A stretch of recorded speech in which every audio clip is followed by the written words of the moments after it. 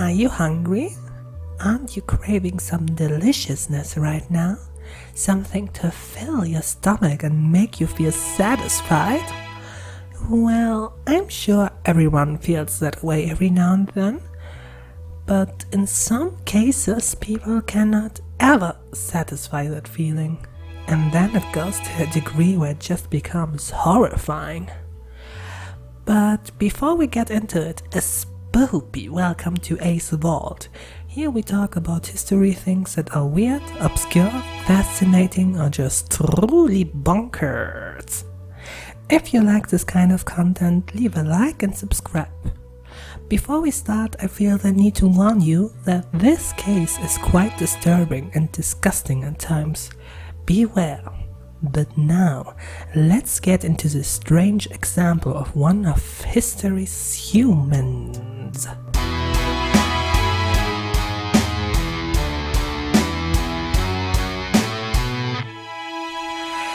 Today we are talking about terrain. We're talking about Tarrare, yes. About Tarrare. Okay, now, we are talking about Tarrare, or Tarrare, as it would be said in French. Tarrare was born near Lyon around 1772, but no exact date of birth is really known. Neither is the fact if Tarrare was actually his real name. Growing up, it seemed like Tarrare was a healthy little boy with a big appetite, but, well, a big appetite became an even bigger appetite. As a teenager, he was able to devour a quarter of a cow within a day, which meant he could eat his whole weight. Despite that, he hardly gained any weight. His hunger became so much that his family could no longer provide for him and ended up kicking him out. So, what did he do then? Out on the streets, he joined a gang of pickpockets and prostitutes and went on to beg and steal to satisfy his needs.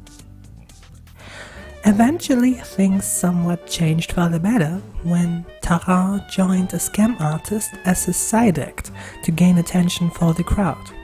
He would attract crowds by his absurd eating abilities. He ate anything from huge quantities of food, like whole baskets of apples, to non-food items such as corks, stones, and even live animals. It was like a car crash. You couldn't look away, even if you wanted to. By 1788, he had become a full-time street performer in Paris and would eat anything given to him, including even more objects not fit for eating. He'd happily eat anything his onlookers gave him. But this could go wrong, such as when something caused a severe bowel obstruction. He had to be carried to a doctor while in severe pain, and he helped him with laxatives. Tarrare offered the doctor to eat his watch as a sort of free show to show his appreciation, but the doctor wasn't impressed at all and told him he'd have to cut Tarrare open if he ate his watch. As successful as he was due to his eating abilities, he was definitely not someone you'd like to be around with on a normal basis. His fine brown hair and his thin and short stature were probably the only normal things about him. His mouth was abnormally wide, with stained teeth, and his lips were very thin while his cheeks were wrinkled and droopy. If he hadn't eaten for a while, his stomach would hang from him in huge folds that could be wrapped around his torso, and when he just ate big amounts, his stomach would expand massively like a balloon. But what made it even worse to be around him was the stench. It was described to be so bad that you could sense it 20 feet away from him, and when he ate it only got worse because he would also sweat a lot. It was so bad that you could see the vapor coming from his skin. It's also said that those who dared to get close enough would feel that his skin was hot to the touch. Also, too much info, but maybe no surprise to anyone that he suffered from chronic diarrhea. And after eating massive amounts of whatever came to him, he would usually pass out. His freak show career found its end in 1792, when the War of the First Coalition began, and Tarrare, alongside many other young men, joined the French Revolutionary Army. But he would quickly suffer there because typical soldier rations weren't enough for him. So he would do extra work to get extra rations, and in desperation even, this is gross, search the garbage and the latrines, the toilets, for something edible. None of this helped, however, and Tarrare began to suffer from exhaustion and was finally admitted to a hospital. There he was put into the care of Dr. Pierre-François Percy and Dr. M. Courville. Not even quadruple rations helped him, and he began to steal food from other patients and also ate bandages. A psychological examination actually showed he was sane, although apathetic. Finding this case fascinating, Dr. Percy and Dr. Courville decided to experiment. They wanted to see just how much Tarrare was able to eat and fed him a meal made for 15 people, including 2 huge meat pies and 4 gallons, 15 liters, of milk, all of which he consumed within minutes. They then decided to experiment even further and presented a live cat to him, and yes, he ate the living cat. While there are details of this online, I decided not to name them because as a cat person this was hard enough to process, but you can find the sources below if you want to read about that. All I'm going to mention is that all that was left was bones and fur. They also fed him other animals such as snakes, lizards and, oh my god, live puppies? Seriously? I know it was a different time, but come on. I mean, we knew he ate live animals before, and it was known that he liked snakes the most, but it's still heartbreaking to read. Also, the fact he ate an entire eel without swallowing. Ugh. Now, let's get away from the topic of grotesque eating for a moment, because it unfortunately won't get better later on. But the experiment gave the doctors an idea to use his talents for the French army in the ongoing war. And so Tarrare was made into a spy. Experiments prior to that had him swallow a wooden box with a note inside it, and when it came out again, you know which way, the note survived unharmed. So his first mission was exactly that, to swallow a box with a note and bring it over the Prussian border. As a thank you, he was given 30 pounds, 13 kilograms of bull's lungs and livers, and of course, he ate all that instantly in one go. Once in Prussia, things didn't really go according to plan. Someone as vile-smelling and odd-looking as Tarrare certainly wasn't the subtle kind.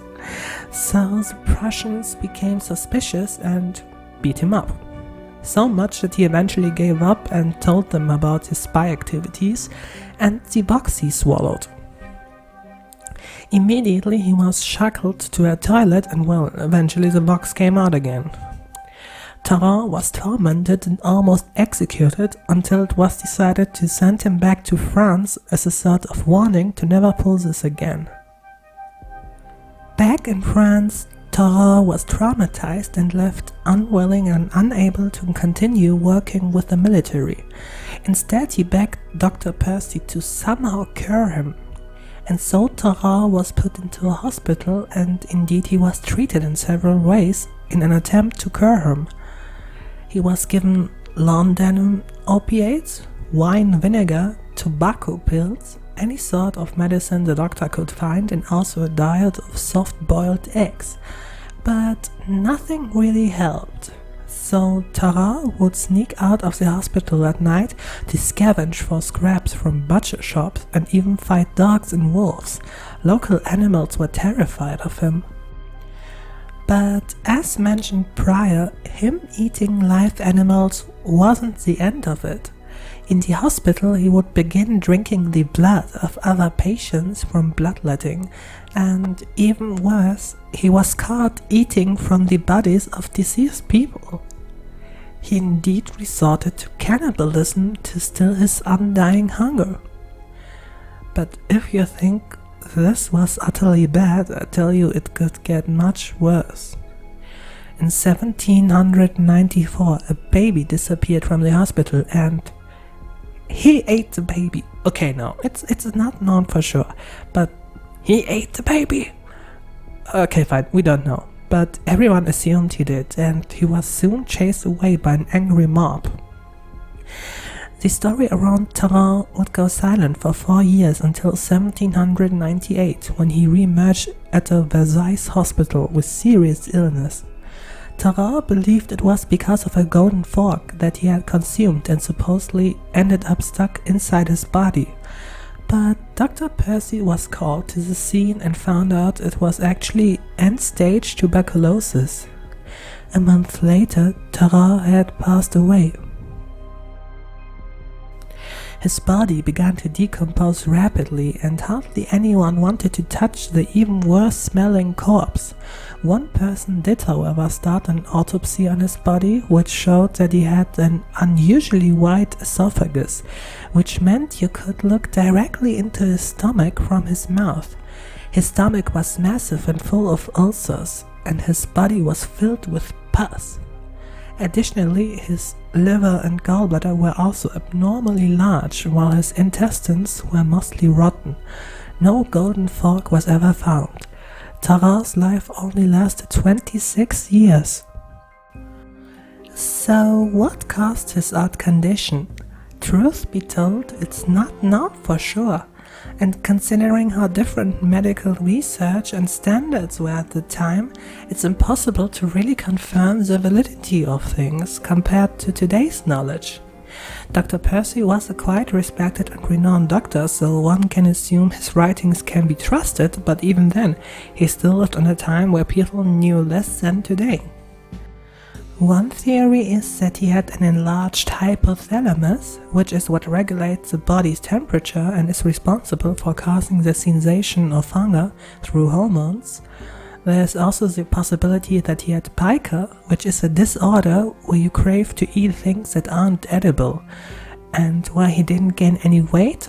Well, considering how much raw meat and garbage he ate, it's very likely he had parasites such as hookworms, which ate from the food that he ate.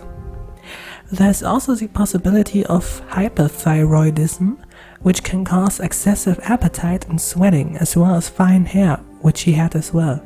Or Prader-Willi syndrome, a condition where you have constant hunger, even for non-edible items. Or an extreme iron deficiency, which causes similar cravings, or don't worry, this is the last possibility on my list, a damaged amygdala, as it can cause extreme overeating. It could really be anything or a combination of things.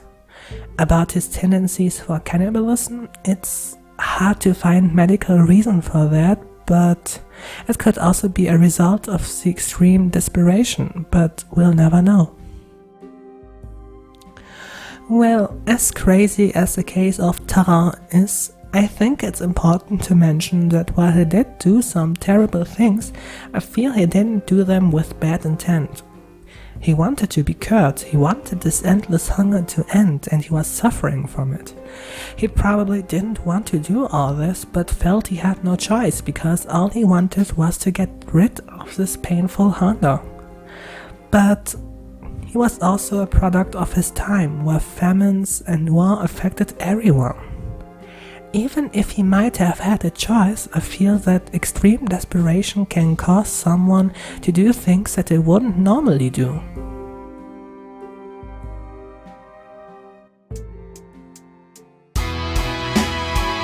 Thank you for tuning into History's Humans on Ace Vault. If you enjoyed this video, do visit the like button and say hello to the subscribe button as well. The latter will grant you free access to the vault whenever you want. Have a nice week and I'll see you next time!